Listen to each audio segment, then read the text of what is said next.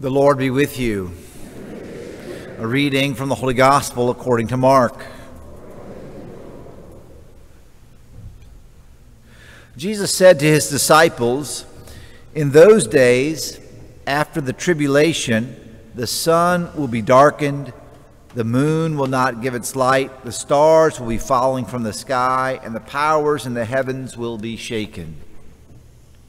And then they will see the Son of Man coming in the clouds with great power and glory. And then he will send out the angels and gather his elect from the four winds, from the end of the earth to the end of the sky. Learn a lesson from the fig tree. When its branches become tender and sprout leaves, you know that summer is near. In the same way, when you see these things happening, know that he is near, at the gates. I say to you, this generation will not pass away until all these things have taken place. Heaven and earth will pass away, but my words will not pass away. But of that day or hour no one knows, neither the angels in heaven nor the Son, but only the Father." The Gospel of the Lord.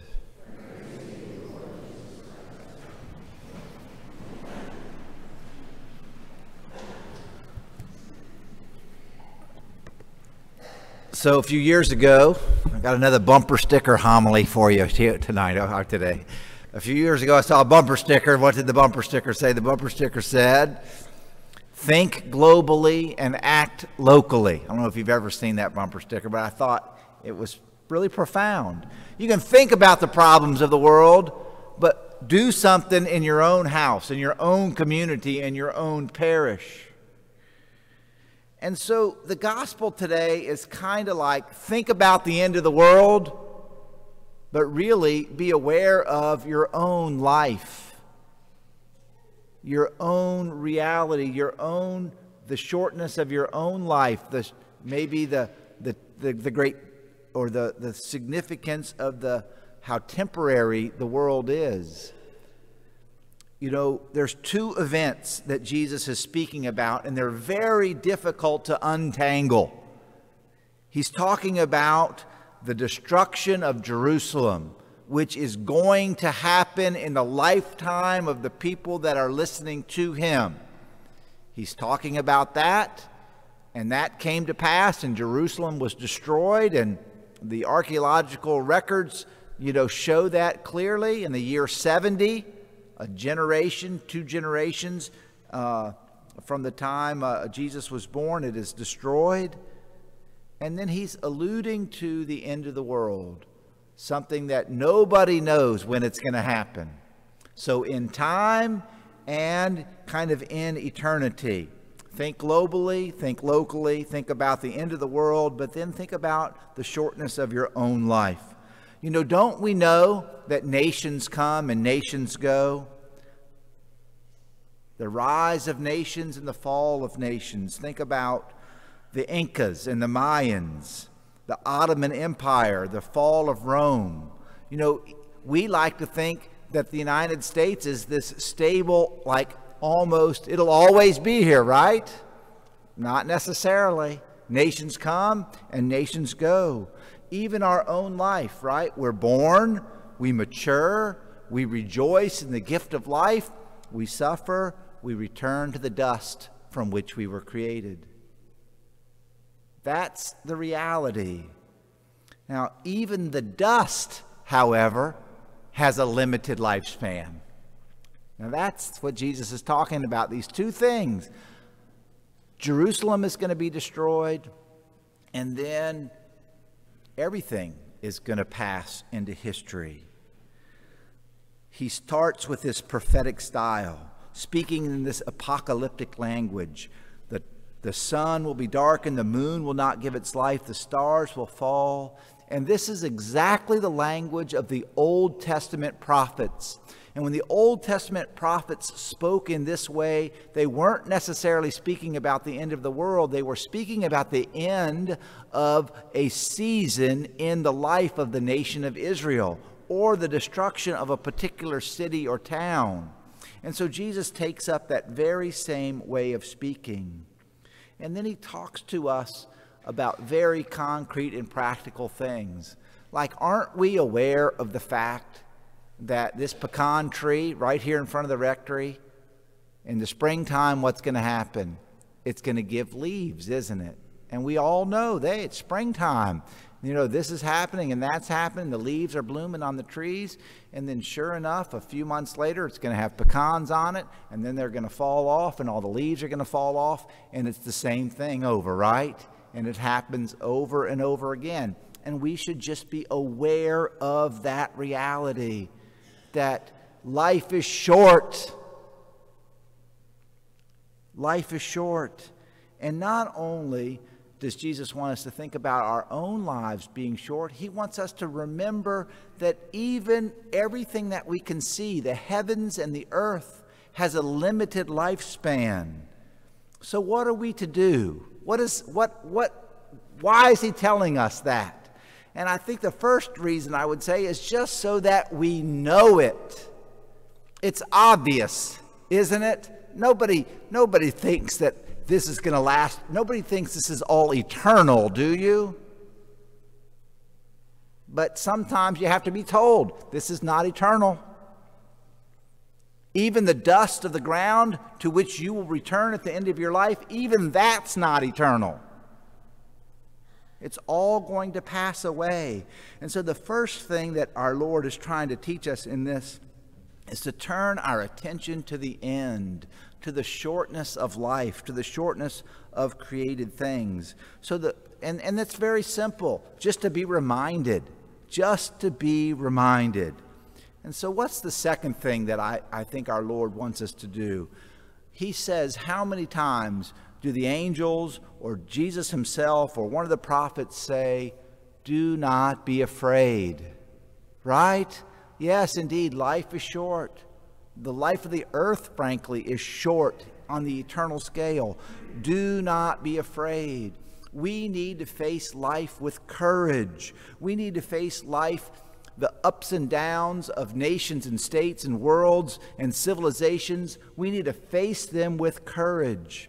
A few days ago, I gave a daily Mass homily, and the daily Mass homily was titled something like "The Judgment is Coming." Okay, and it got a lot of people watched it. A lot of people, like, they tune in to that. That's what they want to hear about. The judgment is coming. And one person commented in the YouTube video. They said, "We are in the time of the chastisement." I'm like, are we in the time of the chastisement? I don't know. I don't know at all. But I do know this. I probably got another 30 or 40 years of left life, and that's all I get, right? Whether it's the time of chastisement or not, I don't know. What I do know is life is short. That's what I know. Is it the end of the world? Nobody knows. What I do know is what? Life is short. And that's what our Lord is reminding us all of today. And regardless of whether it's the end of the world or not, let us go forward in courage. As we approach the end of the church year, the church reminds us to remember how short life is. And we should pray to be wise in these days. The first reading today, speaks about many of those who sleep in the dust of the earth. And how long is the dust of the earth going to last? We don't know, but it's not eternal, is it? Many of those who sleep in the dust of the earth will awake. Some will live forever, and others will go to the everlasting horror. But the wise will shine brightly like the splendor of the firmament of the heavens. So we need to be wise. So the end is coming, right? Might be here right now, right? What do we need to know? We just need to be aware of that. We need to be courageous and to be wise, so that when the dust of the earth is no more and we are raised from the dust and our bodies are changed into that eternal vessel that God has prepared for us, You know, I was talking to somebody the other day, and I was a little bit surprised because they're an older fella, and they know a lot, and they're a smart guy. And when I was saying to him, the sun is going to burn out someday. I mean, scientists have figured out how many more billions of years or hundreds of millions of years the sun is going to last, and then it's going to run out of fuel, and it's going to burn up, and it's going to be no more. And he was like, really? And I'm like, yeah, really. Really, really. And so to be aware of that truth, that everything that's created. And he was saying, I'd mentioned something like, well, the heavens will be destroyed. And he's thinking heaven where God is. No, not that heaven. We have the heavens, which is the stars above us, and the earth. All material creation has a limited lifespan. Think about this. If you could build a good enough rocket with enough rocket fuel, and you could travel far enough and fast enough, could you rocket ship your way to where God is, to where heaven is? No, because it's not that kind of place. It's another dimension of reality.